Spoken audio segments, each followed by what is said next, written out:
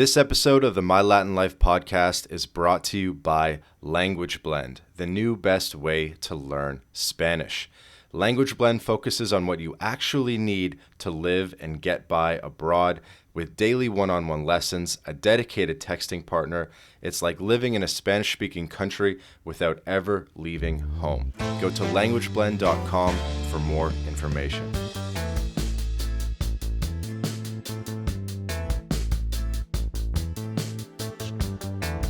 Welcome back to the My Latin Life podcast. Since 2014, My Latin Life has been your trusted guide to traveling and living in Latin America. My guest today is Kristie, the travel coach. She's a workation planner and helps teams get the most from their travel experiences and helps you get more from a typical vacation. Kristie, how's it going? Hey, Vance. Great. How are you doing? Doing well, thank you. Where are you calling in from today? Excellent. Yeah, so in an interesting turn of events, we ended up calling our European trip over a little bit earlier than expected. So we're back in the US with our family and friends, just visiting and catching up with everyone there. Good. And no shame in that. It's so funny when I have people on, they say, yeah, unfortunately, I'm in the US. You know what? That's realistically part of being a nomad too, is that Absolutely. sometimes you go home, sometimes you go abroad, you get that flexibility. Yes, I think one of the big things was, interestingly, the whole point of so I promote remote working and traveling while you work remotely. And I think the interesting thing with remote working is that it gives you such freedom. Like we plan to be in Europe, for example, this year. We were planning to be there till like mid-November, but uh, a close family member was diagnosed with cancer and had surgery, so we needed to come back, and uh, it gave me a chance to do other things while we're here, visiting, spending time with family, other Hmm. family and friends and stuff. So Yeah, it's that's good just that you have the yeah, flexibility. the remote working is really more than just having cool Instagram photos and stuff, right? Family first. And so we'll back things up a bit. Um, I wanted to start by mentioning kind of how I became aware of you. And that is through your voracious replying on Twitter and engagement. And you've always been one of the best repliers to my tweets. People who listen to the podcast who aren't on Twitter might not get it. I think a lot of people will. That you're always involved, you're always active and part of the conversation, and consistent about it too over many months. So I'm very happy we finally got the chance to hear your voice and go a little bit deeper. Yeah, that's so cool. No, I love what you do and the content that you share and the topics. So it's really easy to want to be part of it. So Thank you. And you kind of label yourself a workation planner. And we've actually never defined that word yet on the podcast. And I'd love to learn more about what a workation is. yeah, I think it's a little bit of a trendy word, a buzzword maybe. It's kind of like I always think of like Bennifer. It's, Ben Affleck and Jennifer Lopez, and Uh-huh. it's kind of a mashup of the work and vacation. But really, I think what I have come to realize is the opportunity that people have when they can work remotely. Like you can fulfill those travel dreams. You have so much more opportunity to fulfill those dreams of travel if you can work remotely and bring your work with you, right? You're not just stuck to your 2 weeks of vacation time that your boss gives you. Because if you bring your work with you, why not go for like a month instead of just a 1 week vacation to Italy, right? Go live in Tuscany for a month and live and work there. So workations just give you the ability to like explore the world more than you maybe normally would, and Hmm. you work your normal business hours, and then when you're not working you're right there to explore. So Hmm. that's how I define it, at least. And it appears that you're one of the main proponents of this concept of the workation that I'm seeing on Twitter, of course, on LinkedIn, and you've even gotten your name in a couple mainstream publications. Do you want to tell us a little bit about how that's going?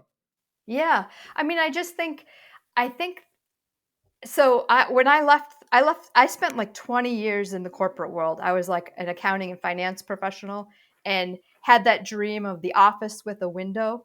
And once I realized that office with a window wasn't that cool and it wasn't as fulfilling as I thought it would be, it just occurred to me that if you can like work remotely, why wouldn't you go traveling more places? And so I've basically spent the last 3 years traveling full time and trying to like evangelize that concept. So any opportunity that I get to, kind of open minds or share that is I take that opportunity to do so, to show Hmm. people that they can do this too.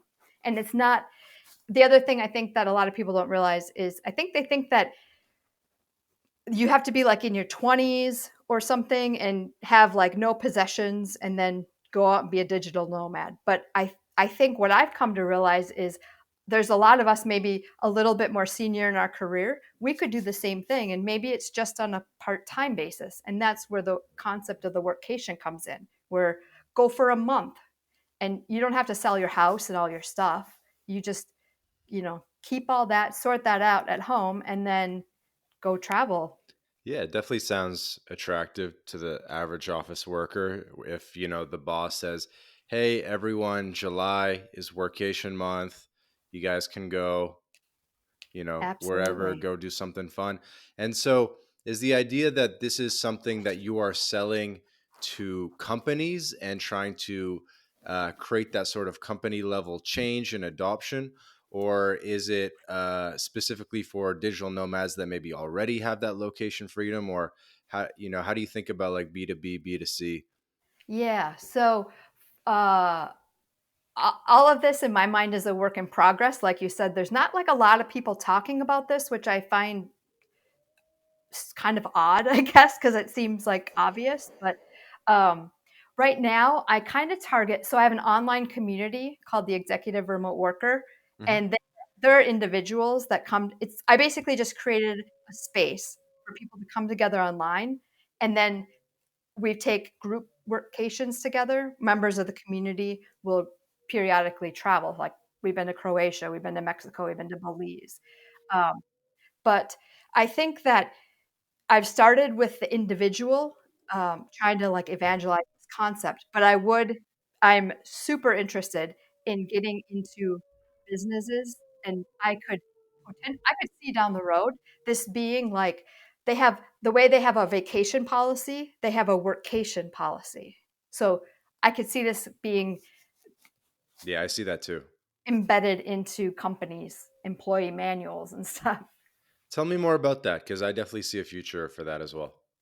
Yeah, I know some companies are doing that where uh, I think Airbnb, for example, you can go 90 days a year and work from anywhere you want, which is cool because that's kind of their product too, right? It's like in line with their product. But I just think that more companies need to in order to stay competitive in the future, they're going to need to address this for their employees. They're going to need to like demonstrate and be a leader in this to really think about the employee and their like well-being. There's so many benefits that you get from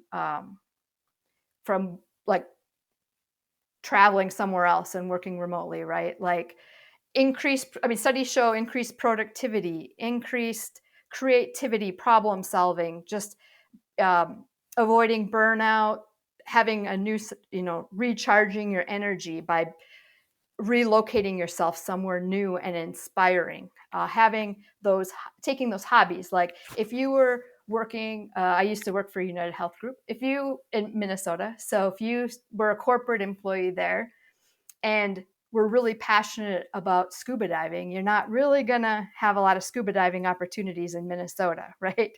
So but if you could go to Roatan, Honduras, as one of my clients does, it's like he spends 2 weeks there a couple times a year and just scuba dives in between the work that he has to do. And so he's, he's fulfilling that hobby, that passion that he has by relocating himself from Minnesota to, Honduras in this case. But so you can see how the employers that really uh, address that employee mental health or whole wellness, I think Hmm. is going to be Yeah, huge. like it'll help with retention.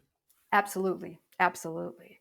And I personally think your if you want like the if you want to attract and retain top talent as an employer, you need to be offering things like this, because you're going to have because all those top players are going to want to go to companies like that. And so if you want to be relevant, I think it's like really important. And I think the pandemic really showed that to companies when because employees saw that everyone was all offices closed and everyone was forced to work remotely, right? Hmm. And so all these millions of people that are the laptop workers know, well, I just spent 2 years working remotely from my laptop, so it works. Why couldn't I, you know and everybody Right. talks about all the other benefits even from just working from home. Yeah, and I think it's a benefit, but it also has some very practical concerns or implications. Listeners might remember the John Lee episode, the nice Irishman, the Irish accent. I think Kristie you even know him, Yes, and John's awesome. he's talking about how if you work abroad or from a certain location for too long, there could be tax obligations. Maybe that's 60 days in France, maybe that's 180 days in the States if if you're from outside the States, different places, right?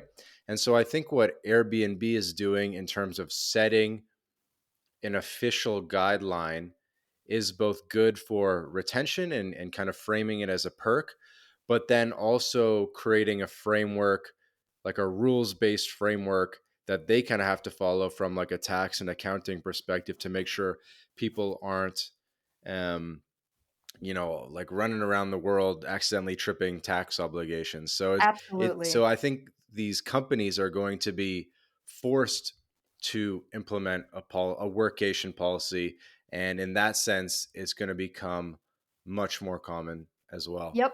You're gonna absolutely. There's so many people in the space where th- I'm looking at it from the fun side, I think, but there's all these like really smart people like John who understands like the behind the scenes, like the corporate, the taxation, establishing permanent residency, and all of those kinds of things, right? Where I think my clients are traveling for 2 to 4 weeks at a time. That's pretty simple. You're not gonna trip any tax wires or anything from Right. that for the most part. I guess I'm not a tax expert, so Right. don't take It this could be as different things. Yeah. Yeah. Not tax advice. But some of the things John said were very interesting. It was like if you say close a deal while you're abroad, that could have implications. So it's not even about time and country. Or if you exercise options from a different country, there might be capital gains associated with that. So all these wacky things. And so maybe a public company, I'm just kind of yeah. spitballing here, but maybe a Hmm. company might say you can do workations in windows that aren't what's it called, where you set where option exercise windows, right? Because public companies have windows like a couple times a year, right? So it'll be like you can travel when you're not in those windows, things like that. Hmm. Hmm. Yeah, I think what you're going to find, I know, like I spoke with Nola Simon, for example, another person who's in that like kind of consulting for businesses, and I think it's just going to be a matter of establishing guardrails and helping companies, build those guardrails. Like you might not want your employees going too remote, like too like literally remote, right? It's Hmm. kind of like so. Or I know there's a 5 or 6 countries, for example, where VPNs are banned. So maybe not having those itemizing those locations would be a good idea too. So, Right. Yeah, I have a buddy. I think I told this story on the John episode, so well, we're not gonna. I'll try not to rehash too much, but um, I have a buddy who's allowed to work remote um, a good amount of the year, and they literally gave him a list of the countries that he's allowed to work remote from, and so they said, I forget the exact countries, but it's like you can do Costa Rica, but not Nicaragua. You can do Panama or Ecuador, but not Colombia. You know what I mean? So he was yep, literally given a list yep. of yes and no zones, which I think is pretty cool. Yeah. Yeah. I have one of my clients is she works with medical record database in the US, but she Hmm. works remotely. And so they, same thing. They have like a list of countries that she can work from. So she just, I mean, there's a plenty to choose from really. So she just is able to travel, whenever and wherever, or whenever to one of those countries. So that seems fair. I mean, I don't think people are looking to go super extreme, right? They just want a little bit more freedom and see more of the world. Yeah, no, I mean, the thing about data is an interesting topic. You mentioned medical healthcare data. You're already giggling because you worked for United, so I think you know where I'm going with this, which is, well, I could go a couple directions, but I think certain industries are better for working remote or outside the United States than others. And I guess remote doesn't necessarily even have to be outside the United States, but I've kind of noticed that medical data and then financial data, the companies don't want you taking a laptop with that information outside the United States. Yep. I would say, from my experience, the people that I hear from that say that they want to take workations, but they have to do it within the U.S. are insurance, especially probably all insurance, but especially health insurance companies, and Hmm. then banking, which all of this I personally find kind of funny, ironically funny, because I've worked for these companies, and maybe I shouldn't say this, but I've worked for these companies, taken vacations, and brought my laptop work with me because I've worked on my vacation. Nobody seemed to say anything about it, so it's kind of an interesting dilemma. I mean, I suppose that's more of like one-off things than like corporate policies, but Hmm. maybe that's an area they need to clarify if they don't want people working on vacation. Yeah, no, it's definitely a major concern. I think a lot of people get flagged by their IP address, and then the IT department flags them, and an email gets sent to their boss, and it says, "Hey, this guy's in Mexico or whatever." Yeah, yeah. Maybe I just dodged that. And I think it's going to be increasingly common in the future, Mm-hmm. like Absolutely. IP address flagging and stuff when you want to log into certain systems. Yes. The also the first time that I was in the corporate world, and as I had a plan where I was slowly like checking this out, like how this works and stuff. So I literally used my vacation time to try out remote working. So in October of 2019, for example, I went to Costa Rica. I was still in the corporate world, took took a vacation to Costa Rica, but I spent part of that time going to a co-working space, logging in, seeing what worked. Look, I had a kind of a side business at the time, so I did that. Like I didn't do my necessarily my corporate job, but I tested out what it would be like. And one of the things that my partner and I found out is some websites aren't you can't access certain data and websites without a VPN. So it was like, oh, we didn't know that, and Right, like so some we knew. personal banking websites Yep, the sometimes like two-factor authentication for uh, banking. Yep, absolutely. So we learned some really good nuggets of that by just kind of dipping our toe in the water, um, in a workation kind of, you know, mhm. setting. Kristie, I think we're scaring people. Don't. It shouldn't be. It's not that. But these are all the concerns that people need to think about, and I think I'm trying to do my best to help put people at ease.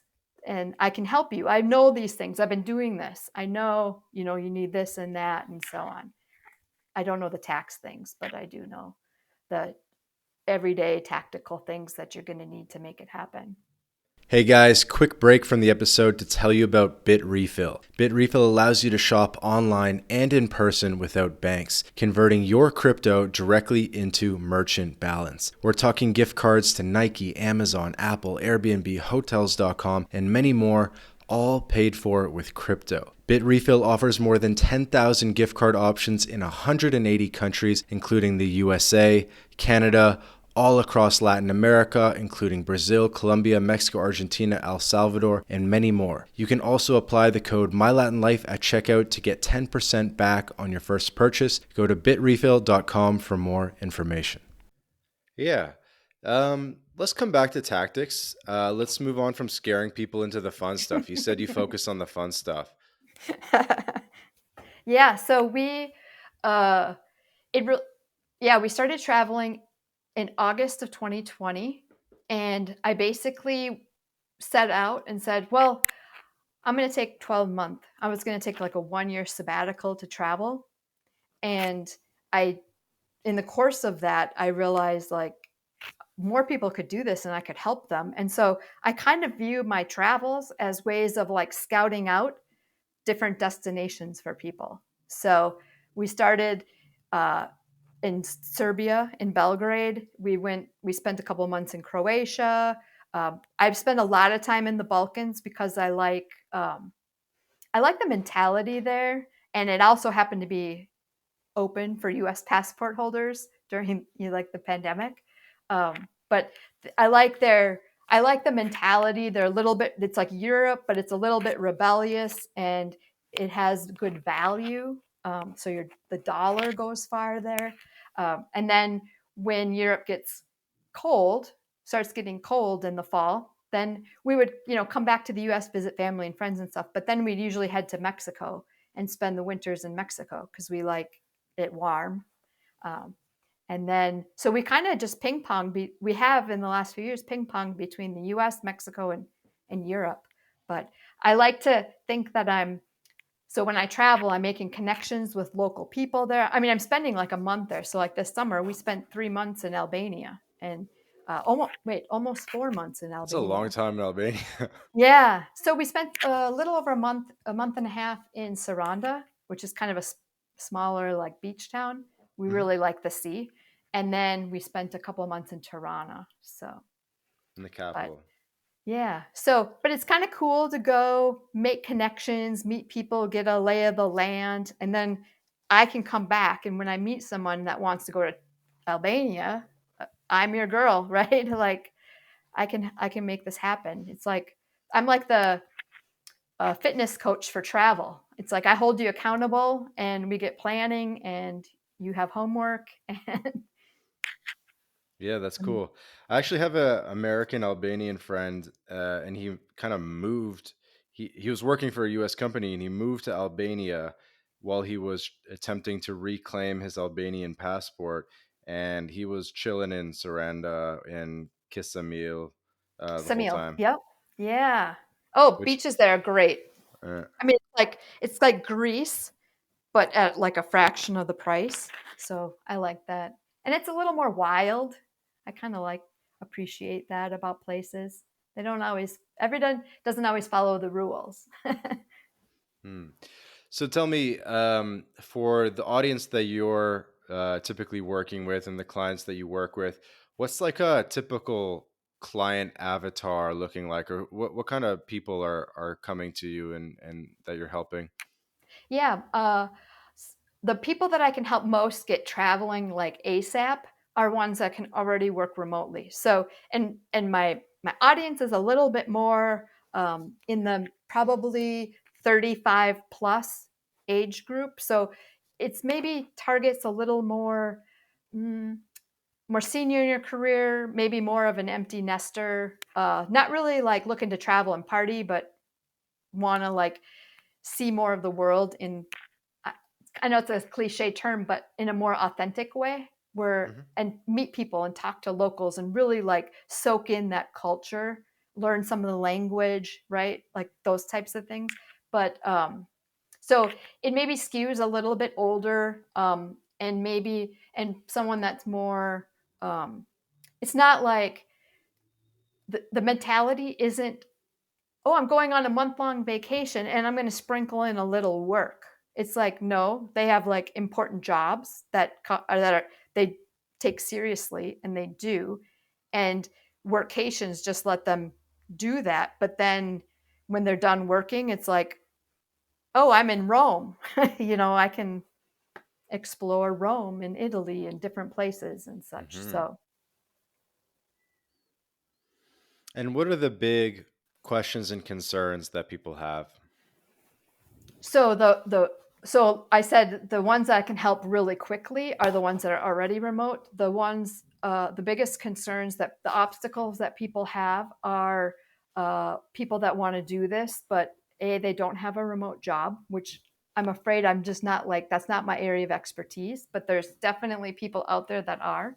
And the other one is, the other big one that I hear a lot is kids. So the people with kids, right? Because if you're targeting maybe a little bit older, um, of a avatar, they have kids. Now maybe they're maybe not empty nesters yet, their kids aren't out of the house, but uh, they might be older. So if you have like little ones, I know some of my clients will hire a nanny when they're there. They'll bring the kids with and hire a nanny. Or uh, I haven't really actually seen someone leaving a little one back home while they Yeah, how go does the school travel. thing work? Like, how do you leave for a month? Because Yeah. a kid, anything between like age 5 and age 17, Yes. you're basically pulling them out of school unless it's the Yes. summer. So that's a little bit tricky, or I shouldn't say well, tricky is probably a good word. Um, so when you have the school age kids, that's like a whole nother realm, right?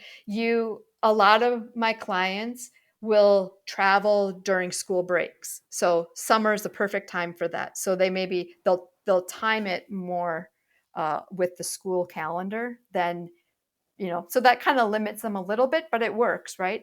The other thing that some of my clients do is a lot of them homeschool their kids. So that and homeschool, and I've been learning about unschooling, which is like Hmm. fascinating.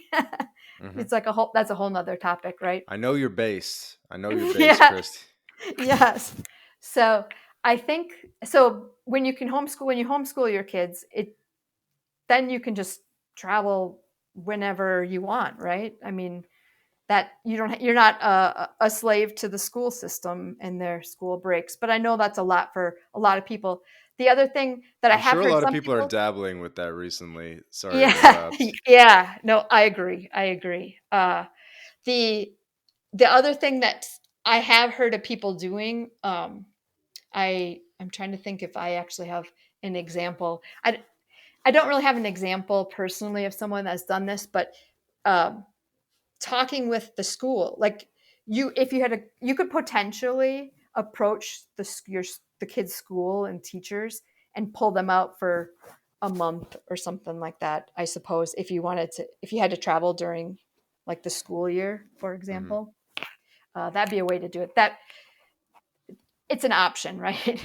But the Hmm. other the other obstacle, so kids, I just thought of this, is the third one would be, when so a lot of companies are now, quote, return to off calling the return to office, right? Calling employees back. And a lot of companies are doing this, what's called hybrid, where they're saying, well, you don't have to come back 5 days a week into the office to work, but you need to come in like 2 or 3 days a week. So what some people are think so what people reach out to me and ask about is, well, what do I do if I'm in a hybrid work, so I don't work like from home or remotely full time, but I can part time.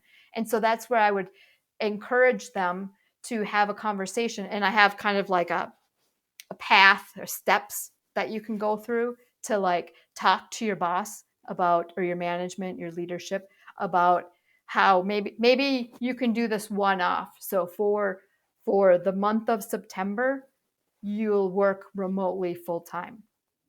and you'll happen to be in Italy when you do it or whatever, right?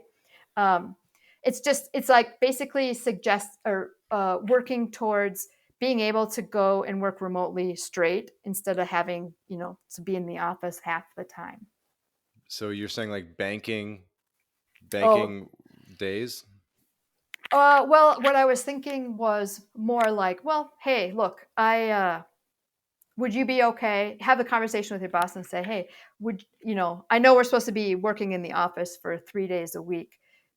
Do you think it would be okay for the month of September that I don't go into work 3 days a week for those 4 weeks, Hmm. and instead work remotely full time as like maybe an ad hoc or a test pilot, like a workation test pilot kind of, Yeah. arrangement. So that's Yeah, I another think thing.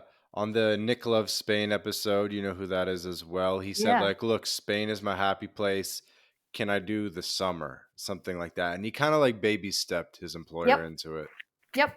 That was exactly my plan when I was in the corporate world, and I was kind of like, well, maybe I could keep my job and then work remotely. I had a 4-step plan for how I was going to it bring this to fruition, right? And it was like, first be remote full time, then just remote in these specific places in the US, then anywhere in the US, then internationally same time zone, then anywhere in the world, right? Like, but I think having that plan with some little like milestones or baby steps is key, because not all employers are going to be super amenable to this concept. So you may have Mhm. to like ease them into it. Yeah, I definitely recommend a baby step approach with a lot of things in life. Absolutely. And can we come back to the kids thing because I do want to hear the perspective of I assume you're a mother. No, no, actually, I don't have kids. Really? I Okay. Yeah. Well, you, even still, I know you've been investigating this a little bit. Yes, Tell me yes. a little bit about what you've been investigating in terms of homeschooling, unschooling. Yeah, so, uh, actually oh, my mind was, like, completely blown. I met this lady on through Twitter who homeschool or who, she said she unschooled her kids, and I had never heard of that, and I was just like, "What?" And it was incredible, like, my mind is completely blown on this, like, uh her kids are older now, and her daughter's applying for so here's what I thought: unschooling, I thought you're basically going to raise a bunch of asshole kids is what I was thinking, and it was completely not like that at all. I mean, her daughter is applying for medical school right now, and then her son is like this like world class gamer. He travels the world doing like these competitions and stuff. It's like Hmm. they're great kids, and she did it from the perspective of her kids just she didn't feel her kids fit into the normal structure of the US school system. And so she needed to do something different for them, right? And so but I think it dovetails in a lot of the things that my audience might be interested in because of wanting to pursue that travel and I mean the gift of travel to your kids. I can't think of uh, a better gift to give your kids than showing them the world and opening their minds and everything, right? So that whole the homeschooling and the unschooling is like a fascinating topic to me. I've been thinking about doing actually a Twitter space on it with her because I think it would be really interesting, and I think a lot of people have a lot of questions about it, and so I think she could be really helpful. um, I've also met with a lady in Europe that hires nannies and teachers. So like if you were going to go to Europe for the summer or whatever, you could hire a nanny or a teacher to, you know, take your kids do things. I think that's a fascinating idea when you have kids and I know that there's like Boundless and there's like these uh, kind of nomadic family schools. Erin Riska is a great resource on LinkedIn and Twitter because she's a nomadic family. She's got 2 boys, but it's really a fascinating. I don't have kids. I mean, I love kids. I just never had them. Um, and I just think it's a fascinating topic because I'm disappointed by the direction of the school system in the US. So what everybody kind of gets seems to get kind of pushed into, Mhm. and knowing that there's like these other options for people, I think is really really interesting. So I think it's worth exploring. And Mhm. And so, do you find it's more empty nesters, or do you think that people with school age kids are making this happen in equal amounts? yeah, I think that's a good question. It's kind of split. Like I know someone who traveled with her kids based on the school year, the school breaks. Um, she didn't want to mess up. There's like this mentality, right? That you're like, I don't want to like mess up my kids by homeschooling them or whatever, right? So, um, but anyways, so she had them in school, and would travel with them whenever they could on school breaks and such, right? Especially in the summers. Well, this summer, she was she spent the summer sailing on the Mediterranean, and she brought her kids there. They spent like 6 weeks during the summer with them, and then they had to go back to the U.S. She stayed sailing, and then they went back to the U.S. with their dad because they're not together anymore. And she stayed sailing, and then I messaged her in September, and I said, what's going on? When are you going back to the US? She's like, oh no, we're going to keep sailing. And then the kids are going to come back to Europe. And I said, well, doesn't after Labor Day, she said, their kids are coming back to Europe after Labor Day. And I thought, wait a second, shouldn't they be going back to school? So I said, what's going on? She says, yep, I decided I'm homeschooling them and we're just going to travel. So it's like, so there, that was an Hmm. example of someone who was in the traditional school systems, but No, now I has get it. made the I move. honestly think people will learn more. I'll have to do a separate homeschooling, unschooling episode. Maybe you can introduce me to Yeah. someone. But my God, like school is literally just babysitting. Like the outcome is really not that great. Your kid will probably only still speak English. His handwriting is going to be terrible. His computer skills are going to be terrible. He's not really going to learn accounting or business. It's like, what are we even doing here? If you Yep. did, like, and it's like you have to commute this kid to and from the school every day. And after 4 years of commuting this kid to this like one special building, the outcome is pretty much like the same as if he just maybe did like 1 hour a day of like studying the SAT or something. Exactly. Exactly.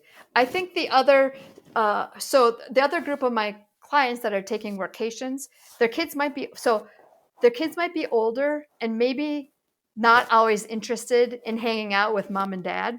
So they may stay home and they stay with like maybe the other parent, or with the grandparents, or like a family member. So that's an option, especially for the older kids that might be a little bit more, maybe they're already in a bunch of extracurricular activities, or they don't want to miss school or whatnot, right? Like, so I have clients that do that. The other faction of clients don't have kids, or they are empty nesters. So they've already been through that, right? They're 45 years old and their kids are out of the house. And so now they're kind of like, now it's their turn to have fun. They're like, I always say they're like the parents of the 20 something digital nomad. Hey, everybody. Hey, everybody. Quick break from the podcast to tell you about Language Blend, the best new way to learn Spanish. Language Blend was co founded by Jake Nomada, friend of the podcast, decade of experience in Latin America. And Jake and his team, they put everything into this program that they wish they had in terms of how to level up quickly with your Spanish language skills. Because the faster that you can get conversationally fluent in Spanish, the better the experience that you're going to have in Latin America. So go to languageblend.com for more information. Mm-hmm. Yeah. Okay. Let's move on from unschooling, and I'm gonna make a mental note to do an episode dedicated to that. Where should we take this next? I know we wanted to talk about the mental shift, so that's probably a good transitional Yeah. topic. Uh, Go for it. Hit me with Yeah. what do we need to do in terms of a mental shift? Yeah, like I was saying, I feel like I've been shouting off the rooftops the last few years on like more people can do this, and they just, I don't know that they don't realize it, or they think it's too hard, or there's too many obstacles, or what. But I think there's like a couple things that play, and it comes to mindset with this. So, you know, I bought into this for like over 20 years, the like definition of like success, right? I'm middle middle class, upper middle class success, right? You go to college, you get a degree, you get a good job, you climb the corporate ladder, you get a mortgage, you get a big house, you get some foreign cars, some nice car, you know, you can kind of see where this is all headed. And Hmm. that, if you follow that script, you're kind of stuck.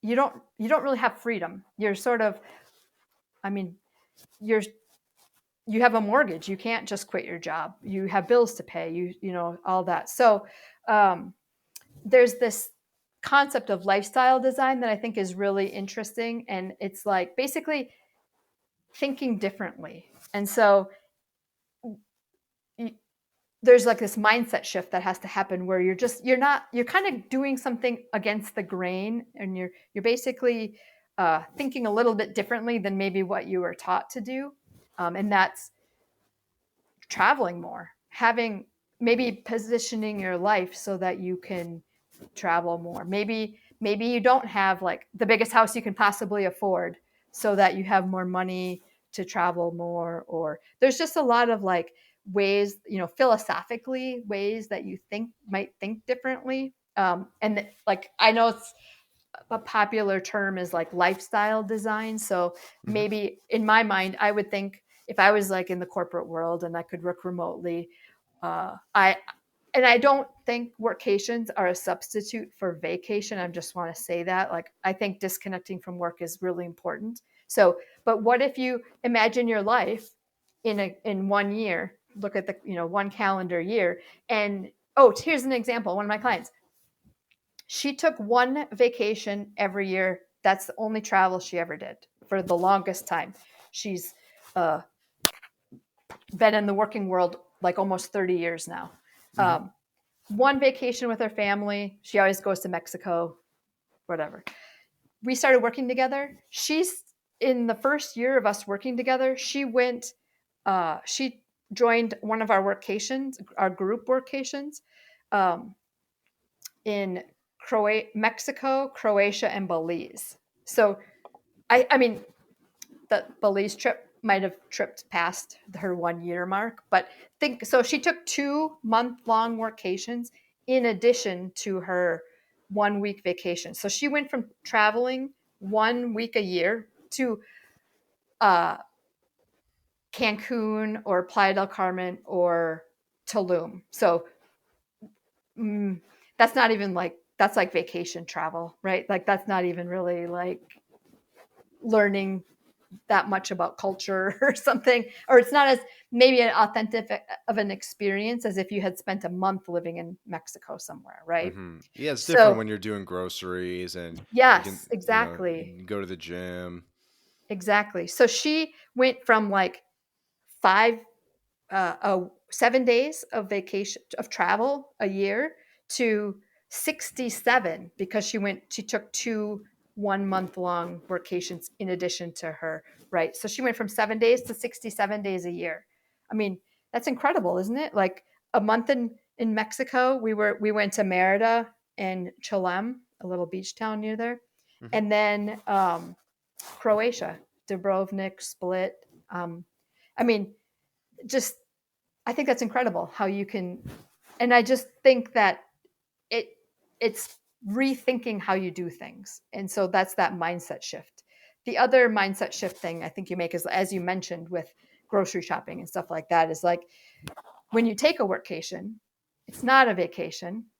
It's, you have to think differently about like how you travel. So you don't have to like cram all of these things into 1 week that you're going to be there, right? You Hmm. know, Yeah, what I like about 1 month, and I've done a couple tweets saying, 1 month is the sweet spot. A lot of people say 2, 3 months, but I think 1 month is good, is because you can work from Monday to Friday, super normal, get stuff done in the Airbnb or whatever. And then you have Saturday and Sunday to do day trips, to, go hiking, to go to the famous museum, to do whatever. And by the end of a month, you've had, 20 some odd working days where you squeeze in some activities as well. mhm. And, 7 or 8 full days off Uh-huh. where you can do those tasks or those like fun activities that kind of require a full day. and Absolutely. and I think it's like a great balance. And after a month, you'll get to know a city super well, while having been productive the whole time. Yep. I always think 4 weeks of workation equals 1 week of vacation when it comes to the fun stuff. Yeah, that's So the math. that's Like like it's kind of my just, rule of 3 4 thumb. weekends, Saturday and Sunday, right? Yeah, yeah, yeah. So I I just think you're for so many there's so many reasons why doing those getting those fun spending a month doing those fun things is so different than if you're just on vacation and just Here's a grinding them frame out. for you that you could use. Let me think about how this works. It's like, do you want to spend your 500th weekend in Minnesota, or do you want to spend your weekend, in Cairo or Yeah, Tokyo or right. or Dubrovnik, right? Yeah. Spend Yeah. 3 weekends, and it's basically like, we're doing our normal work during the week. Everything's pretty much the same. Obviously, you can go out to dinner by the ocean and like stuff's amazing, but yeah, it's like I think you've already Mhm. had enough weekends in Minnesota. Yeah. Like one of my clients said, uh, was in Budapest and said, I woke up, made some coffee, did a little bit of work until lunchtime, and then I like stepped outside for lunch and I was in Budapest. It's just like you're already there, you Yep, know? And the cool thing, the other thing that I really like about Europe, living living in Europe and working like US hours is the time zone. I love the time zone difference cuz agreed. they're 6 hours ahead. You can like wake up without an alarm clock. I think that's like my favorite. I say that all the time. Um, enjoy the morning and the early afternoons, hiking, going to the beach, anything, right? You get to enjoy like the best part of the day.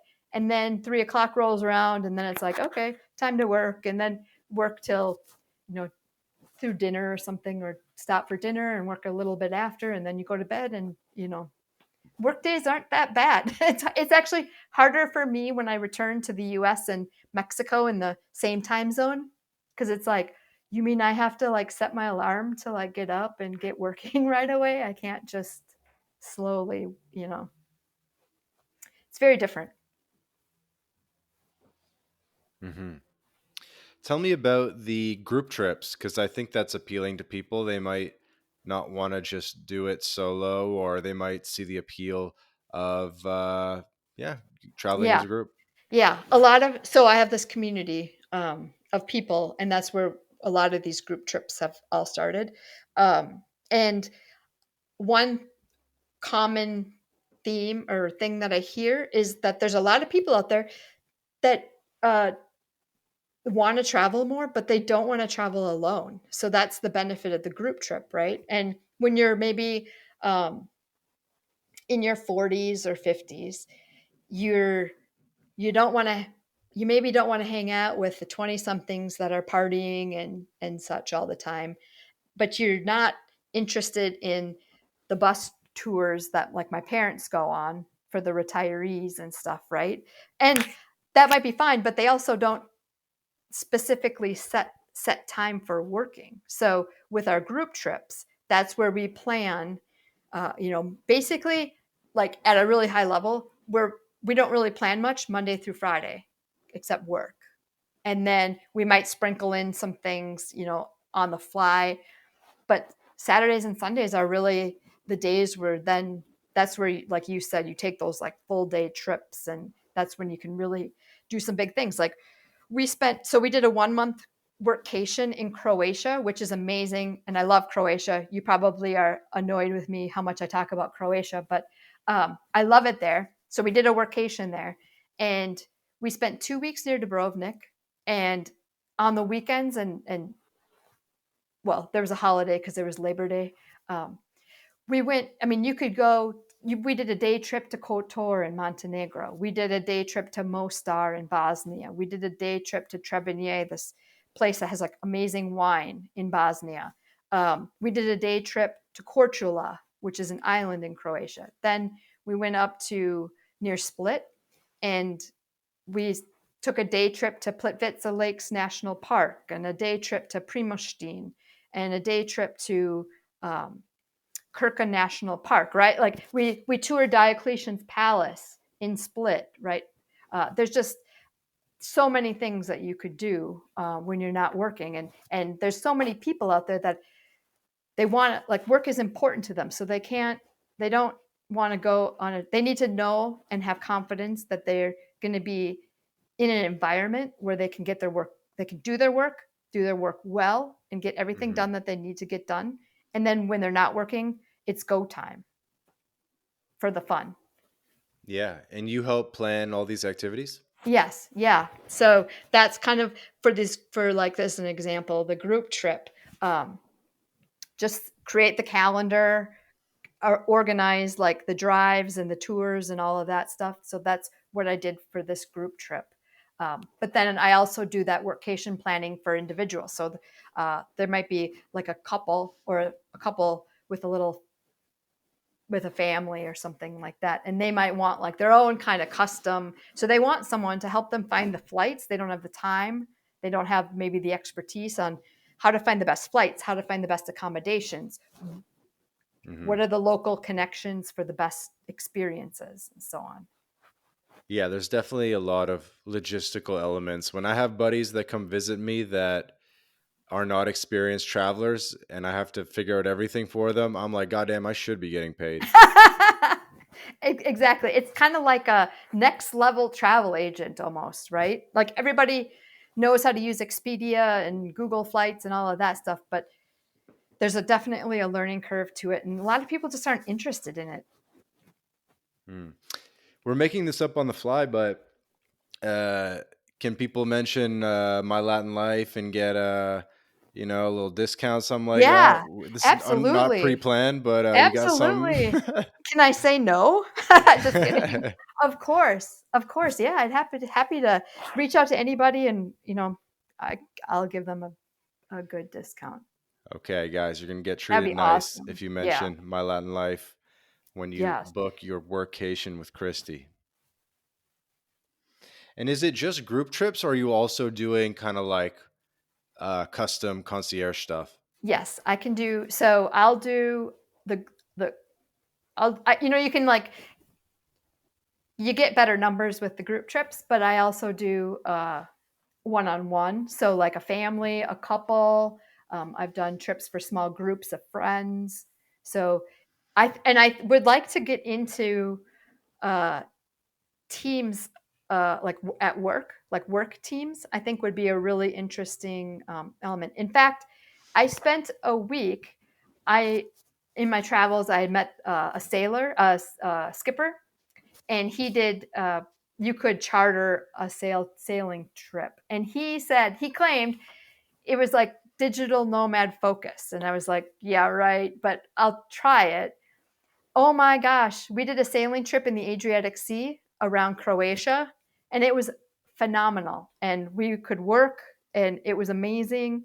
And my significant other was like, he's a former software engineer, and so he's got that kind of like team development, experience. He's like, this a trip like this would be perfect for like a group of developers to come together on a project and just like knock something out in a week, and you know in an amazing location. And so the group, a custom group trip for like teams and coworkers is the area I'd like to go into next, because I think that there's a lot of opportunity there. especially as these companies, a lot of these companies maybe stay remote. They want to periodically come together in person as a team. And I think workations would be a great way for them to do that. Hey guys, quick interruption to tell you about BitRefill. BitRefill is the best way to convert your crypto into gift card balances. These are gift cards that you can spend at hotels.com, Airbnb, Nike, and many more. You may remember Joel Valenzuela, previous podcast guest. He's been living on crypto exclusively since 2015, and he's a big consumer of BitRefill. And so I asked Joel, I said, what do you like most about BitRefill?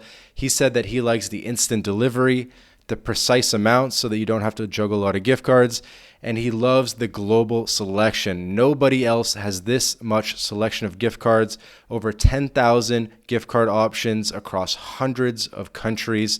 Go to bitrefill.com to sign up, and you can also use the code MyLatinLife for 10% back off your first purchase. Go to bitrefill.com for more information.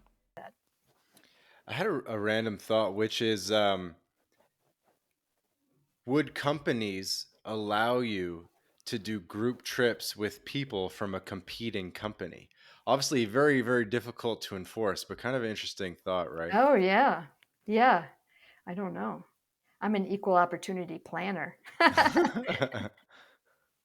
But It's yeah, like it's like okay, if we got someone from Facebook here and yeah. someone from Twitter here, we got to put them on different floors. If Zuckerberg contacts me and Musk contacts me, I don't know what I'm gonna do. We'll put them on other sides of the dinner table. Oh, that would be a nice problem to have. I would actually love that if these big time players really embodied this concept. I think that'd be amazing. I think they're gonna. I think they're gonna for just because that's where things are going. I think so too. I mean, I don't know. Like Elon has said some really interesting things about return to office and such, right? That has raised a Uh-huh. lot of Yeah, you definitely put a what's it called, a wrench in the wheel a little yeah. bit. But there's so many. Tell me more about like interesting things that you're seeing because I see some stuff, startups and whatever innovating around this, but I don't see all of them. Like for example, there might be companies that buy or rent, like they rent a co-living house or they rent an apartment somewhere cool, Yep. and they rent it and they say like hey, you're also allowed to go work at the Santa Monica Surf House, and so it's like they kind of set up like a hub and spoke model. Yep. Yep. I think I in my mind I think what comes to mind is like Selena, for example. Hmm. That's like a great place for people to go. Um, but uh, my dream, what where I would this is my dream, right? If we were like dreaming, would be so one of the things that my partner and I have are looking out for is part of this travel too is scoping out places that we personally want to live, right? So we would like to have. I don't think we're ever going to be only living in the U.S. Like you know, we might want a place in the U.S.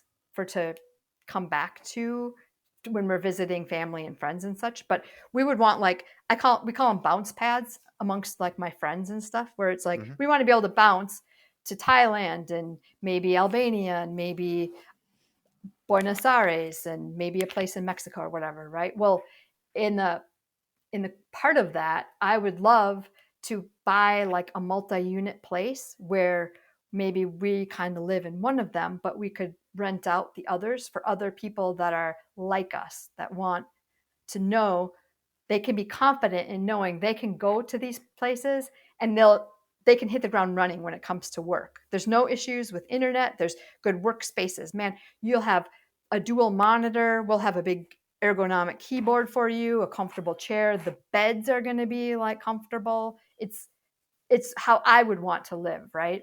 So I see a lot. We actually kind of jokingly, semi-jokingly, call it like a digital nomad timeshare, and that's kind of what some of Yeah, these people are doing, right? But Orca Pass, Dave and Sood. You're yes, Exactly. I when I met him, I was just like on the edge of my seat, like, yes, yes, yes. This is what, we're kind of shoehorning in this kind of midterm travel. That's what I would call like a maybe a 1-2 month stay places. Hmm. We're kind of using these, like he has said, the Airbnb, for example, is like a vacation platform. It's like a accommodations for vacations, but we're sort of like shoehorning in our needs and figuring out workarounds to make it work for us. Where what he's building is making it, way easier. The other thing, You guys uh, met in person? no, just we had a Zoom call back when Okay, I was okay. in Saranda actually this summer, so that was pretty cool. Oh, cool. This is Um, a previous podcast guest for the yeah, listeners, David and Sood. You could check it out, episode 103, something like that. You can get, but yeah, you can that was a check that great one out. great episode. Love what Mhm. he's doing there. Um, the one thing that I will say is there's a company called Nomad Stays. Uh, Mark and Linda Phillips have built this, like, it's almost like Airbnb but for digital nomads. Uh, it's really cool. So I think it's like really an interesting, and they also have just added like a filter criteria for workcation and one for executive remote workers. So if you're like look, Vance, I'm not staying in a hostel. Like that's just not how we travel. And that's not a good or a bad thing. That's just we're not interested in traveling that way. So you have options if you want like full, apartments or something, So you have what's cool about nomad stays is that they have while they have hostels and those types of co-living spaces, they also have like private accommodations and so on. So that's like a cool thing for maybe someone that's listening to check out, because I think they're doing really cool things too. And you know, it's strongly vetted for remote workers. So I think that's what's cool about that too. Mhm. Yeah, Sam Miller. I'm not sure if you've connected with him. He was like episode 4 of the podcast. He's really dedicated himself to building what he calls lifestyle investments in Medellin and in the Riviera Maya, where you buy a property that you can live in or that you might want to live in maybe 1 month a year. And then the rest of the time, when you're not there, you can rent it out. So it's like somewhere you'd actually want to live and spend some time, kind of as a plan B or a second Yeah. base. Um, Yeah. but then it has an ROI as well. My a good friend of mine a couple years ago now bought a condo in Medellin, and it's such a cool concept that needs to like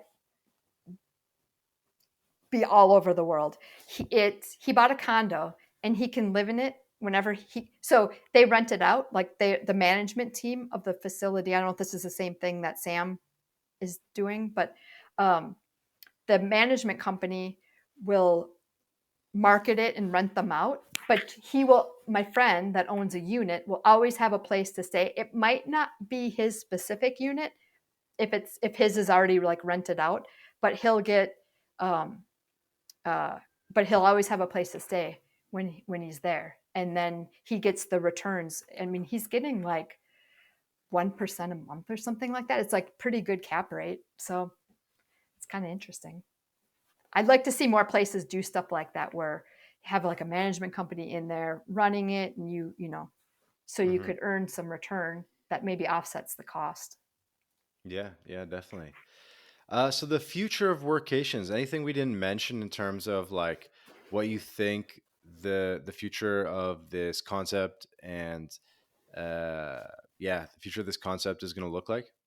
Yeah, I think two things. I think one of the things that we spend so much time on because we slow travel, so we spend more time in places, is the accommodations, is finding the accommodations. So like what David is doing at Orca is really cool. What Nomad Stays is doing to help the remote worker make it easier for people like us to travel and work remotely and have confidence that the place is going to be comfortable for living and working. I think the accommodation piece, you're going to see a lot more of those types of um, platforms or services coming to fruition in the future. And I also think with workations, it's going to be a big there's going to be a big push in the like amongst companies and employers to be encouraging or offering or at least not being a roadblock to letting the employees explore this concept of workations. Awesome. And something I wanted to mention at the beginning of the episode, but didn't want to mess with the flow. Indulge me about Twitter for a second and just what you like about it, what you like about my amazing account, etc. Yeah. Well, it's funny because I started my account back in like 2009 or something like that. And I never was like that interested in it. To be honest, like when I was in the corporate world, all the social media stuff to me was just like, I would call it like kids stuff. And so, which is now that I'm outside and in it, it's like, oh, this is like tough. Like this is the real deal. So, anyways, I had an account for a long time. I never used it, and then um, I met some people that were using it, and it was a great platform to like share your message. Right? I have like this person. This mission of helping people travel more, and I think these business people can travel more. Right? Like helping people. So I was it was interesting because I wasn't super interested in it until I met these people, which happened to also be around somewhat around the time that Elon Musk bought it. And it was like, I basically had like FOMO, and it was like, well, I have to be on Twitter. I don't want to miss out in case this, whatever happens that with Elon taking it over. I was like, well, I don't want Hmm. to miss out on something big and what's coming. And now I over the last 3 years, freedom has become very, very important to me.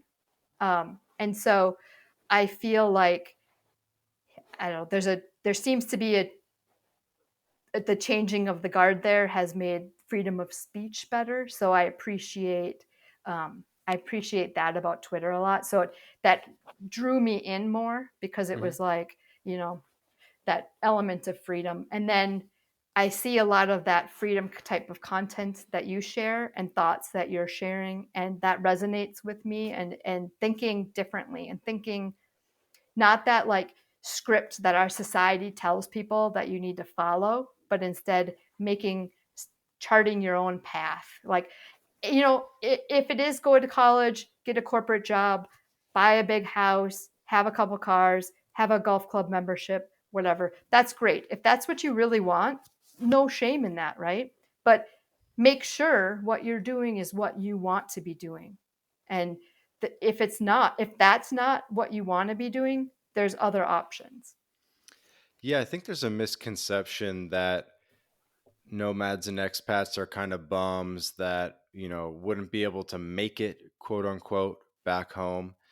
And I think that that perception is changing a lot. I had a quote or I had a tweet recently where I said, the goal is to be traditionally successful, own real estate, make a lot of money, prestige, whatever, but to also live an interesting life and to not sacrifice 30 years living in a cold, depressing city for that success and to find a balance. 100%. Yep. That's it. I mean, and that, I mean, I could talk all day on this, sorry, but it's like the whole concept of working like a corporate career and pinning your dreams on when you retire. I did it, and it blows my mind. And I'm so lucky that my mind changed and I think about things differently because, man, how do you spend 35 years working, being miserable, hoping that you have good health and a life and the financial whatever situation to like travel or whatever your dreams are, right? It's a bad strategy. Yeah, I think it's just not interesting enough. It's like you only have one life. It's like you see a lot of successful hedge fund managers or something. It's like born in New York, went to NYU, got a job at the Bank of New York. And it's like, Yep. what do is Yep. you don't want to That, do anything, you yep. know? That that like Rolex watch and that, 5 BMWs or whatever. Have it. You Okay. can. Well, what's cool about where we're at Yeah. now Yeah. in Yeah. the 2023s is that you can still you can work online and still make Yep. money to get a Rolex, still get a BMW, whatever, Yep. and Yep. you can do both and Yep. Yeah. Yeah. live Yeah. a cool life. I it just bewilders me when I meet when I speak to my uncles or people that are kind of in the second half of life, and it's like, really, you've never seen the pyramids, you've never been to Tokyo, you've never been to Machu Picchu, whatever it is, right? It's like, come on, like Yeah. these days it's a Absolutely. short flight away. It's never been easier to travel. Never It's been never been easier. easier to work remote from wherever you want.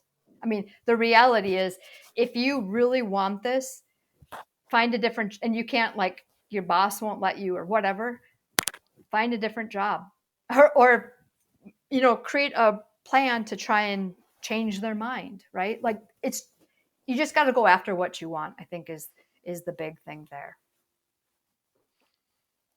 I like it.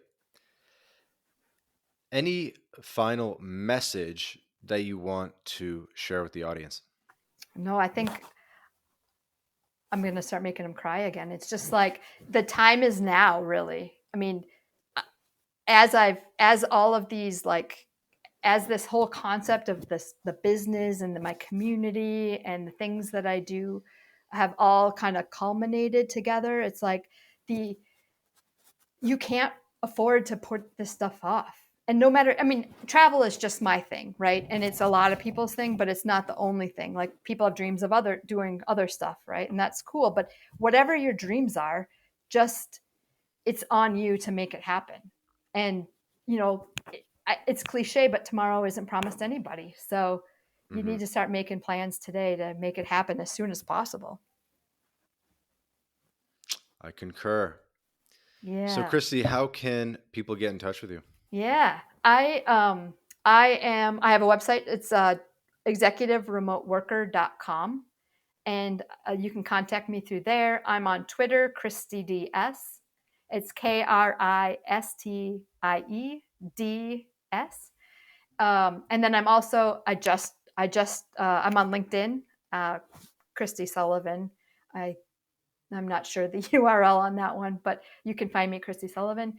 Um, and I just am dipping my toe in the water in Instagram now. So Mm.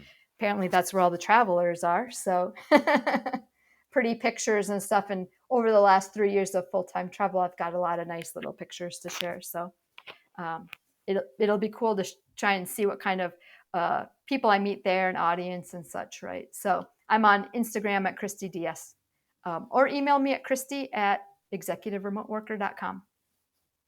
Great. And for the audience, I encourage you to send Kristie a message and say, I listened to your podcast on My Latin Life. It was incredible. And I want my Yes. discount on my next Yes. workation. I will get you on a workation.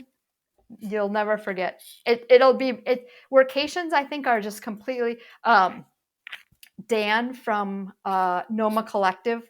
I heard him on a podcast. Yep, he was on mine. Um, He was on our maybe it was podcast. yours, Yep. actually. And he was talking about how he sees in week one, because they do like 3 week workations, approximately 3 weeks. And he was saying in week one, people are coming in, they're all like kind of trying to get the lay of the land and stuff. Week two, they're kind of getting settled in and figuring out the flow of work and exploring and such. And then by week three, they're sitting there like, wow, I got to do this more. Like, how can I make this happen more often? So I think you'll find that once you have like the personal experience with this, your life is forever changed. So I definitely look forward to hearing from everybody. That would be amazing. I would love it. Sweet. Again, this has been another episode of My Latin Life podcast. My guest, again, is Kristie, the travel coach, workation planner, executiveremoteworker.com. Thanks again, Kristie, for your time. Thank you so much. Great having a chat with you.